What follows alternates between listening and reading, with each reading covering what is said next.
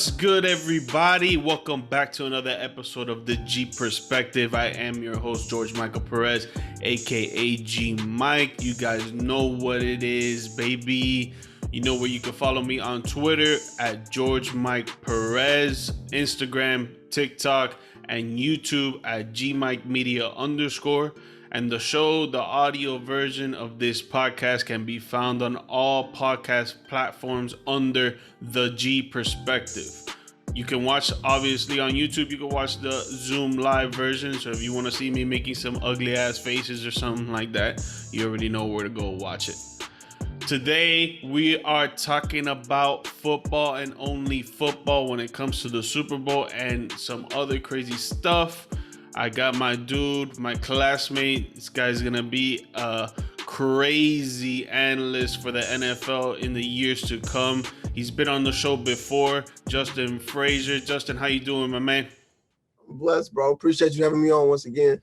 Yes, sir. Yes, sir. You're already becoming a regular on here, man. They already know your face, bro. They know what you're going to come, what you're going to bring, dude. So, you know, you got to bring it today. I'm bringing extra today. I watched a lot of film this week, so I'm bringing something else to the table today.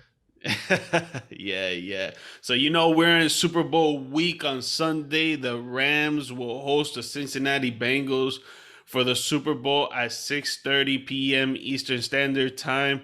But before we jump into that, let's get into something a little political and a little crazy that I think is going on in the league. Is a little conspiracy theory that's going under the league. But Brian Flores lost the head coaching job to Lovie Smith. Lovie Smith was a coach of the Chicago Bears before. He was the defensive coordinator for the Houston Texans, if I'm not mistaken. And then he just got the head coaching job. Am I correct or am I wrong on that? You're correct. Spot on.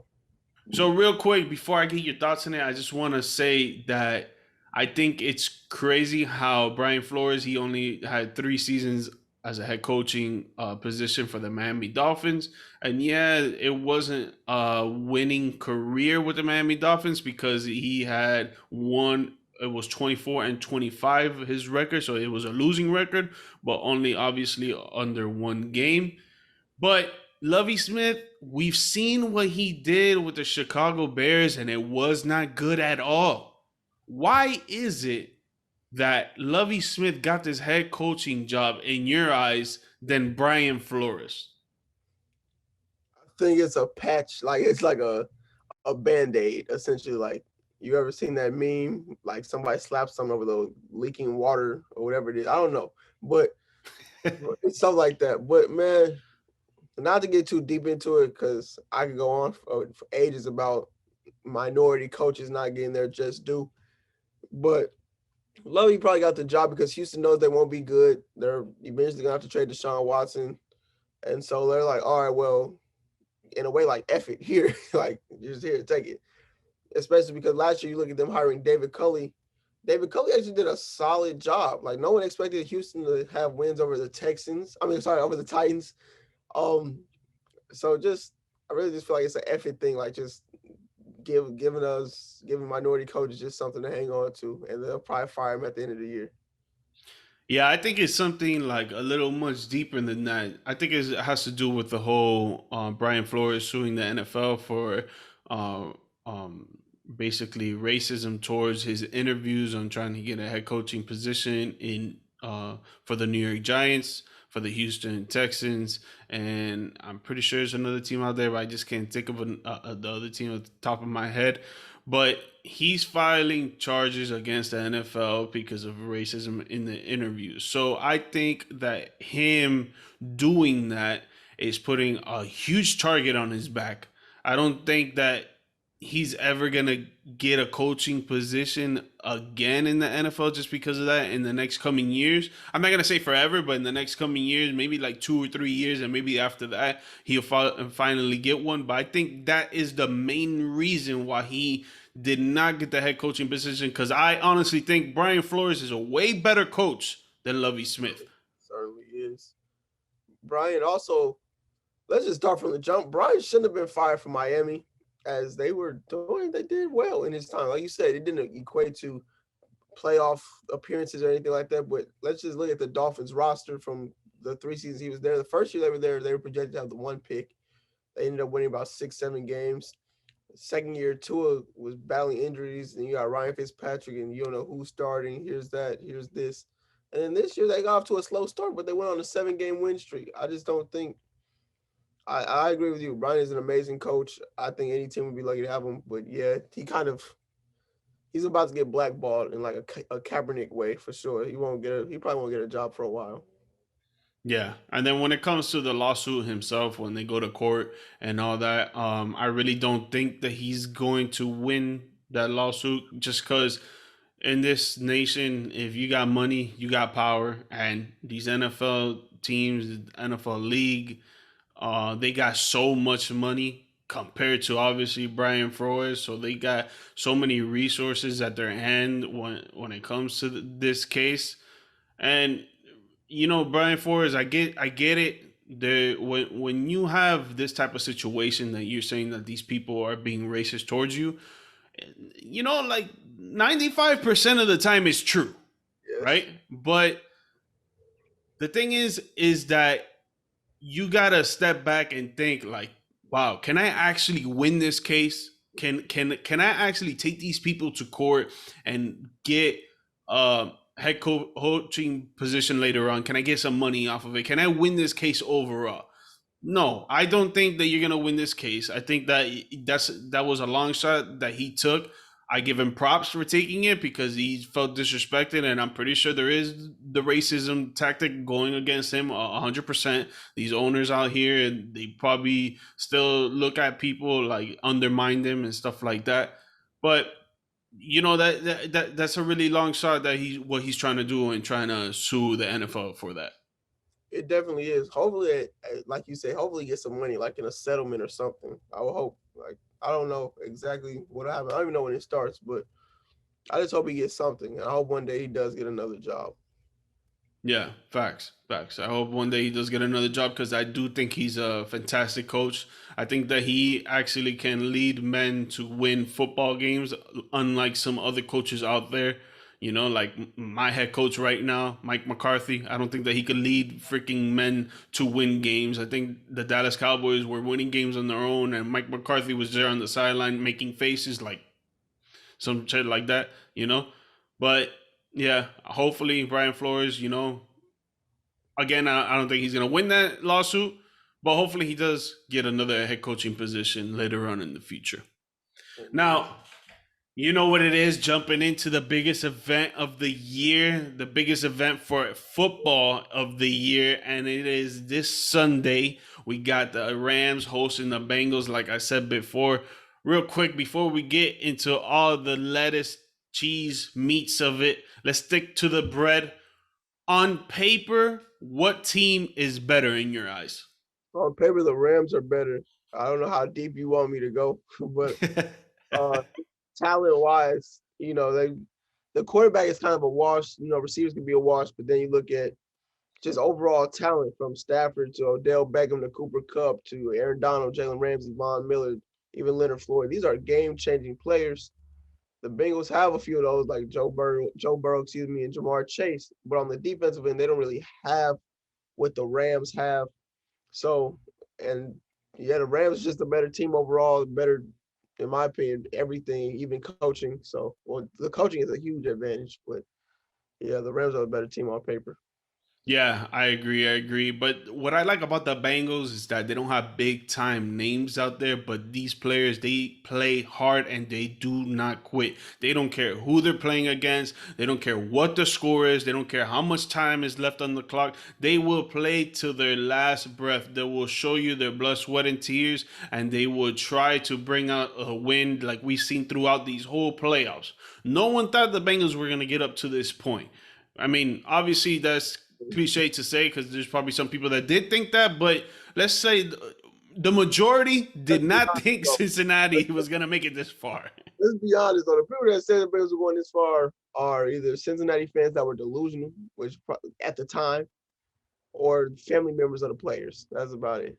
Yeah, yeah. No, and if you're a Cincinnati Bengals fan or any any fan of any team, you got to think that your team's going to go to the Super Bowl. You got to bring that positivity out there into the world. I mean, I was the same way with the Dallas Cowboys, but I was just delusional. You know what I'm saying? Seems to be a common theme in the fan base of the Cowboys. Yeah, but you cannot compare me to other Cowboys fans. I I'll tell you can't. right I now. won't. I won't. George, you're one of the good ones. Well, when it comes to the Rams versus the Bengals, let me hear what are your key important aspects of the game for each team to win. We'll start off with the Bengals first, just because they're probably the underdog of this game. The Bengals is actually simple. You protect Joe Burrow, right? It sounds simple, but it's been very difficult. It's something that we all know. 9 sacks in the divisional round against Tennessee. He got 1 sack. They luckily only got 1 sack against Kansas City, but he was hit 4 times. He was pressured. Kansas City actually should have had more than 1 sack, but they couldn't bring him down.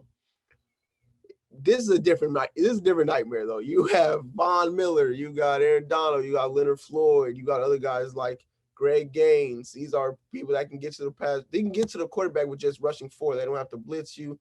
They don't have to send all different types of crazy blitz packages. It's those four that can come get you. And with the Bengals offensive line, that's probably what they will do. They won't have to try to be crazy, try to do different things, corner blitzes, safety blitzes. It's probably going to be those four rushing all game, trying to get Joe Burrow, and it'll be up to the Bengals offensive line. And on the defensive side of the ball, they're going to have to find a way to replicate in the secondary the great performance they had against the Chiefs in the second half. The difference is Mahomes got a little rattled because Pat can get a little antsy. I don't know if Matthew Stafford will get antsy.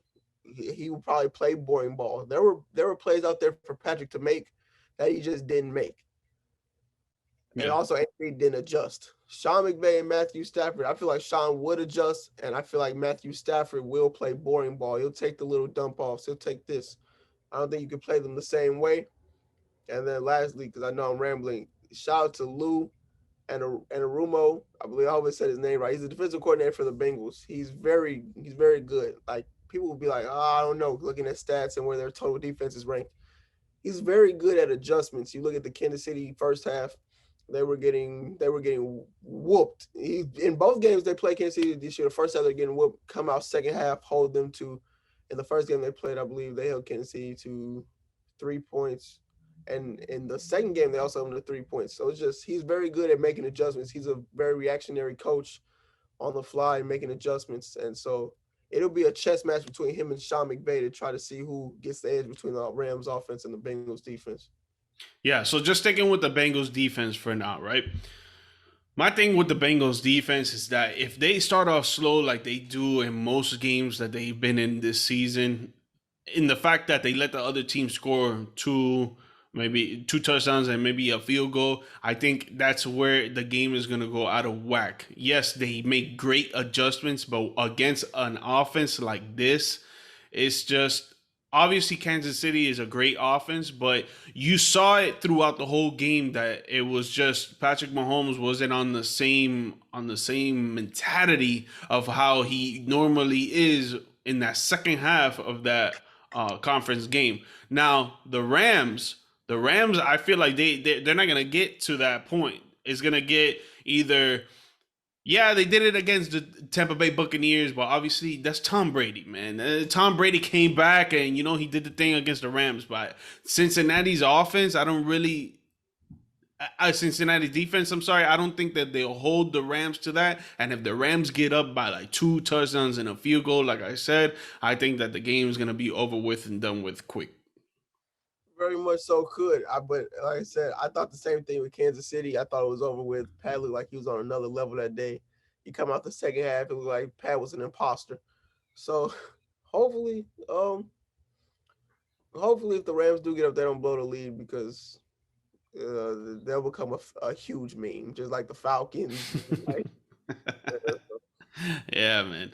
No, and how you touched up on it before, that defensive line for the Rams is going to be all up in Joe Burrow's face. He is not going to run past that. He's not going to psych them, nothing like that. That offensive line has to wake up, because if not, Joe Burrow is going to get sacked at least like 10, 11 times like they did against Tennessee. But the difference is that this defensive line is on a crazy tear compared to Tennessee. If you think that Joe Burrow will be able to go outside the pocket and make some plays on this defensive line? Absolutely. Joe is a gamer. That's what makes the Bengals so dangerous. They kind of follow the swag of their quarterback. They all have their own individual swag, but like Joe Burrow, he's called Joe Shiesty for a reason. So he likes to get hit too. Like the more he gets hit in games, it seems like the better he plays, or at least maybe not like it, but it gets him going. Yeah, he gets amped. Yeah, I Yeah. get what you're saying. So eventually, I do think he'll escape the pocket here and make a play there. But the Rams have such an athletic defensive line. Von Miller is, I'm sure people have seen, if you watch Von Miller for the past 10 years, he is like, he just bends in these crazy positions to get to the quarterback. Aaron Donald's a great athlete. Leonard Floyd's a great athlete. They have speed. He's gonna have his work cut out for him, but I do think he'll make some plays if he does escape the pass rush. Yeah, the only way that I think he makes some plays if he stays in the pocket. If he runs outside and he tries to get outside off of Von Miller's side or the other side, I don't think that he's going nowhere. I think he's gonna get sacked, or if not, maybe do a mistake, throw an interception off a deflected pass. I do not think that he's gonna do any work if he goes outside the pocket. Now, if he stays in the pocket, he could stay in between those players and stay on his feet for like 3 to 5 seconds to find someone open. I think he'll be making plays like that, but he's going to be throwing the ball on a quick tear. He's going to have his receivers either doing slants, a lot of 5 and ins, 5 and outs, maybe screen passes. I don't think that the long ball is going to really work for him like that, just because of that pass rush defense. That defensive line is just going to get to him quick. Now, if that happens and Jalen Ramsey's on Jamar Chase, you think Jamar Chase is going to outdo Jalen Ramsey, or you think it's going to be the other way around? I'm glad you asked about this. This one has me going like I need to see this matchup more than I need air right now. I think there will be times where, like in any elite receiver, elite corner matchup, where Jamar will get him. Jamar is a physical freak. Like he's got the speed, he's got the physicality. I said before the draft, he's like if Dez Bryant and Odell Beckham had a baby. So that's like he's very good at what he's good at. But Jalen sees a type of guy like that. His name is DK Metcalf. So like he sees that athletic freak. He's also seen Deebo Samuel, somebody who's kind of built like Jamar. So he'll be probably more used to Jamar and how to guard him than Jamar will be in terms of going against the best corner in the league. Yeah, no, I feel like Jalen Ramsey is gonna really put Jamar Chase on his toes and make him work for a lot of stuff. But Jamar Chase is too nasty of a player. He's too fast. He's too crisp with the route running, and his hands, they're sticky glues out there, man. It's gonna be tough for Jalen Ramsey to stop him. But if Joe Burrow could get him the ball, Yep. now if Joe Burrow can't get him the ball, they're not gonna really do much, you know. I'm not trying to get into it because I don't know. Are we doing the keys for the Rams? Hey, whatever you want to talk about, we're here. Super Bowl weekend. We talking about the Super Bowl, baby. If I were the Rams personally, I would leave Jamar and I mean I would leave Jalen on Jamar at least 85% of the time, 89, 85, 90% of the time. And then I would Agree. have the rest of the defense play like a zone. So like because the rest of the defense is like the corners are cool, but like it's still T. Higgins and Tyler Boyd over there. They can still make plays. So I would have the Rams defense play a zone, but Jalen's just going to be on the island that day, one-on-one with Jamar, and let the best man win. Yeah, yeah. And again, I don't want to disrespect Joey B, because Joey B is a great quarterback and he's another second coming of Tom Brady. I feel like he's going to do great things in this league. I think he's going to win multiple Super Bowls, multiple MVPs. He's going to do his thing. But right now, against that defensive line, man, no, I don't think he's gonna do anything, bro. Yeah, he's gonna have a touchdown or two. That's fine. Yeah, maybe like 300 yards. Yeah, that's cool. But I don't think he's gonna overcome this adversity with this defensive line. And then Jalen Ramsey, like you said, being stuck on his number one receiver the whole time, with maybe like a cover two zone, just in case they try to go over the top. It's gonna be tough for them. It's gonna be tough for them, especially with that weak ass offensive line. Hey, George, you put us out there at left and right tackle. I bet we do a better job than they do. dude, I'm not gonna say that, but bro, they look weak out there, man. Like it is crazy. It is crazy. Like you said, though, Rip, I know you're about to say something about it. Like you said, they'll probably scheme it up, quick passes, different things. They'll probably use a lot of screens. I'd say like 5 to 7, maybe 8 screens this game, from little halfback screens to Joe Mixon to little quick screens to Jamar Chase. So yeah, I mean, I'm sure they'll get the ball in his hands really quickly. Yeah, that's another thing I wanted to jump into is Joe Mixon. I feel like they should use Joe Mixon a lot when it comes to the pass. Obviously, you're going to use him on the run. You got to mix up the game. You got to get the play action going, and you got to get the run game going. I don't think the run game is going to be going like that. But if you use him on the pass, I feel like that's going to work a lot, because I don't really think that the Rams linebackers are going to be doing as much work as the secondary is and as the defensive line is. But if you put Joe Mixon out on the slot to the right or slot to the left, whatever you want to do, or put him next to you in the back, and you make him do like a little 5 and out, a little screen or whatever, you dump it off to him, I think he could have a good game. I think he runs really well. He knows how to read the holes. He'll get up the field and he'll probably score for you multiple times. If you watch a lot of Rams games this year, you'd see at times they can be had in the screen game. If you even go back to the NFC Championship game, Debo Samuel had a touchdown on a screen pass. Yeah. So, I mean, just using different ways to, like you said, get Joe Mixon involved in more than just the run game. Use more of like an outside zone run to get them going, because they actually had extreme trouble running on the Chiefs. I think he had 21 carries for 88 yards. So just using different ways to get them going, and like having that extra threat to look out for, because it's already 3, 4 guys. Even CJ Uzama's going to be playing, it sounds like. So just like you said, dumbing out to Joe Mixon. Hopefully, he can get like 4 or 5 yard gains here, make it easy for on third downs. Yeah, maybe even get a first down or two. Yeah. Yeah. Well, I want to see what Cooper Cup and Odell do, because I think that's gonna be crazy for them out there. I think Cooper Cup is gonna have like 2 touchdowns, maybe Odell one. They both go over 80 yards. I think they're gonna be a spectacular duel in the Super Bowl right now. What do you think? Let me tell you something right now. If they both go over 80, matter of fact, I'll do this. They both went over 100 yards in the NFC Championship game. If they do that, this game is washed. Yeah. Like, Yeah. because the thing the Bengals had so much success in was limiting the Chiefs passing game, which I just keep going back to the Chiefs. They're not going to have that same game plan for the Rams, I would think. But like Tyreek Hill had, I believe, no catches in the second half. Or if he Yeah. did, He has zero. I think zero targets in the second yeah. half. I mean, it just shows like for the Bengals what I would do, because they have some underrated corners, at least for this season. Mike Hilton is a name everybody should know. He's their best. Or no, it shouldn't be a Woozier is their best corner, but Mike Hilton is a really good slot corner, and you can put him on Cooper Cup, who mainly operates out of the slot. And Mike Hilton's allowed 3 catches all postseason. So you put him on Cooper Cup, that's like best on best. And then you'll have like Eli Apple for Odell when he's outside, or maybe even Cheetah Bay Woozier. His former teammate covering him.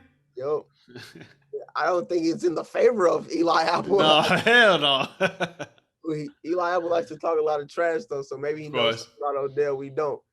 But I just think you limit Cooper Cup, and then you just got to hope Odell doesn't do what Odell has been doing. But then you still have to worry about Van Jefferson. You still got to worry about Tyler Higbee. Like, the Rams also have their fair share of weapons. Yeah. But I expect a lot of Mike Hilton and Cooper Cup in this game. Yeah. Which is also, I just want to say, a very underrated matchup. Everybody, like myself, is hyped for Jamar and Jalen. I'm also hyped for Mike Hilton and Cooper Cup. Yeah, Cooper Cup is gonna run circles around people out there. He's gonna do crazy stuff like he's been doing all season. I think if the Rams win, I don't think they give Cooper Cup the MVP because it's more of a political thing than anything. I think the quarterbacks win it most of the time, and I don't think uh, another player, another skills player or a defensive player has won it in a while. I don't know if you have that stat, but I You know, don't. the last defensive player to win Super Bowl MVP was Von Miller. You know, I just want Okay, against the Carolina Panthers. yes, sir. So I just wanted to Okay. put Yeah, that little tidbit in there. yeah. I mean, little side note: that year was just defensive year for you guys because that offense was not going. That offense was not going. But I think you have a point where I think Cooper Cup or even Odell could be an MVP if you just because they're gonna have to kind of go off like they just gonna have to, especially Odell. Like if Odell goes off, I feel like it would be a special performance. Which he kind of even said in this week in an interview this week. He's come full circle because last year he tore his ACL against the Bengals with the Browns, and now here he is playing for his first Super Bowl. I mean, against the Bengals. So maybe he puts together a special performance and brings in Super Bowl MVP. I don't know. I don't know the last receiver to get it though, so I couldn't answer that question.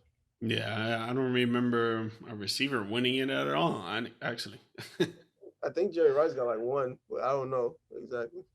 Okay. Well, what? Let me hear your predictions on the game. Who do you think is gonna win? Who do you think is gonna get MVP? And what do you think the score is gonna be? I think the Rams will win, and I'm scared to say that because I doubted the Bengals the past 2 weeks. So I think the A Titans going, lot of people doubted them. and it's like, bro, I don't want to be that guy, Yeah. but I think the Rams pass rush is just too much, and I really don't think their stars will let them lose. The Bengals are a really nice story, and they'll be around for a long time, especially with Joe Burrow. But it's just the mismatch in the trenches of the Bengals offensive line having to guard. First of all, two of the greatest pass rushers of all time, Aaron Donald and Von Miller. Is I just don't see that working. I do think Jalen's gonna win his matchup against Jamar Chase. That's something. This is a legacy game for a lot of the guys on the Rams. Like Matthew Stafford would instantly become probably a Hall of Famer. Odell Beckham would have at least a better chance at going to the Hall of Fame. Cooper Cup, that's a legacy game, topping off an amazing season he had. Von Miller could be a two-time champion. Aaron Donald could get his first championship, arguably making him the greatest defensive player ever. So it's just a legacy game. I don't think any of those stars will let them lose. I don't think that's just something that they have in their cards this week. Now, let me hear a prediction score that you got. An MVP. I made my blog. I think it was 31-28 Rams, if I'm not mistaken. And my MVP, uh, I'm not even gonna go with Matthew Stafford. I'm not even gonna go that way. Because then, yeah, no, I'm not gonna do that. I'm gonna say I'm gonna ride with Odell. Odell Super Bowl MVP.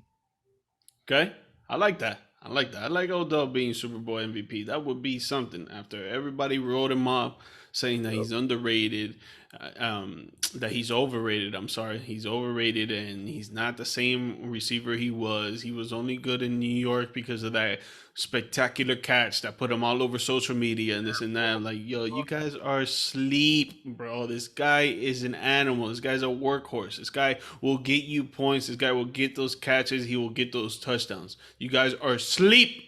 There are people that just because that low key pisses me off. Right? Good off one catch. Need to realize every record that Justin Jefferson is breaking right now, Odell owned that record. So please, it's more than one catch. Please know your history. Please. Thank you. Yes. He was held back by Baker Mayfield, ladies and gentlemen. Can we put that on the table? Can we talk about this more? Baker Mayfield is the one that was holding him back, not the other way around. Most definitely. So for me, you know who I got. I got the Rams. Like I said, that defensive line is gonna get to Joe Burrow a lot. I don't really think that they're gonna let him do much. He's gonna obviously put up his points because he's a spectacular quarterback. But I got the Rams winning. The score I'll put 28-17. I think their defense is gonna stop them. I feel like obviously they're gonna score and stuff like that, but the defense is gonna stop them. I don't think they're gonna be scoring like throwing touchdowns every 5 seconds or anything like that. You know, And, Before you keep going, let me ask you a question. okay. Two different types of 28-17.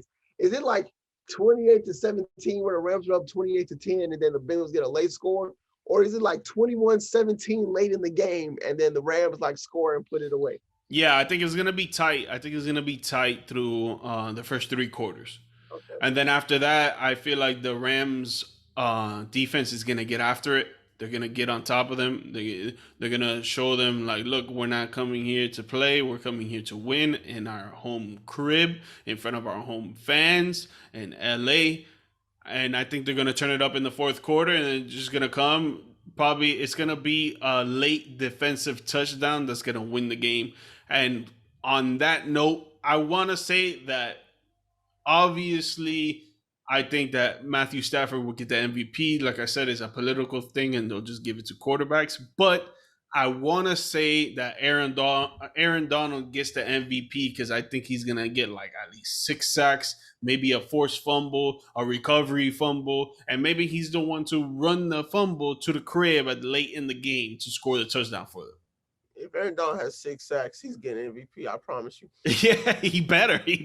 Fuck, I ain't trying to see 6 sacks Aaron Donald and then Matthew Stafford throwing for 300 yards or 3 touchdowns and then he gets MVP. 500 yards and 4 touchdowns. Yeah. If Aaron Donald has 6 sacks and a strip sack, he's getting MVP. He has to. But you know how it is with that political stuff. Miller either, though. Don't sleep on Von Miller getting it either. He already has one. He might get 2. Yeah. I just think that just because Aaron Donald is younger, he's gonna come out there on a spectrum and he's gonna be flying everywhere. He's coming. You know? Yeah, man. So yeah, Super Bowl this Sunday, ladies and gentlemen. Sunday at 6:30 p.m. Eastern Standard Time. If I'm not mistaken, it's on CBS, right, Justin? I think it's on NBC this year. NBC? Okay. Well, hopefully we get to watch that together, brother. You know? I'm gonna let my boy George off work, man. They're holding me hostage, man. Got to make this money. Sure. Hey, but I appreciate you coming on, Justin. Obviously, you already know that you could come on whenever you want. This is the third time you come on, so you are a regular here. The fans know you. You know, they follow you. They watch your stuff. I can't do basketball too, y'all. But we not stopping football season. We getting right into scouting, getting ready for the draft. So I'll be here. Nah, that's what's up. That's what you're trying to go to. That's your lane, the NFL analyst lane, and I respect that. That's, you know, if you're gonna be good at something, might as well be the best at it. You know. That's the plan. Yeah. Well, real quick before we get out of here, let everyone know where they can follow you, where they can watch all your content. Instagram, Freezy Sports. I think it's with a Z, low key, because somebody took my name. Twitter, Sports Freezy. And then TikTok, Freezy Sports again, with an S. So, yeah, I'll have the graphic put up there. Don't worry about it, so they can see it. Guys, you know where you can follow me at GMike Perez on Twitter, TikTok, Instagram, and YouTube at GMike Media _ For the podcast itself, the audio version is available on all podcast platforms under the G Perspective. And obviously, if you want to look at the Zoom, like I said in the beginning, it's on YouTube. Go follow, go subscribe, leave some comments, leave some ratings, talk your smack if you need to. If you want to make fun of me, that's fine. If you want to make fun of Justin, that's even funnier. You know, just go out there, write some comments, and let us know what's up. Justin, hey, I appreciate you, man, and your time. Let me know when you want to come back again, brother. I'll be back soon, I promise. All right, man. Take it easy.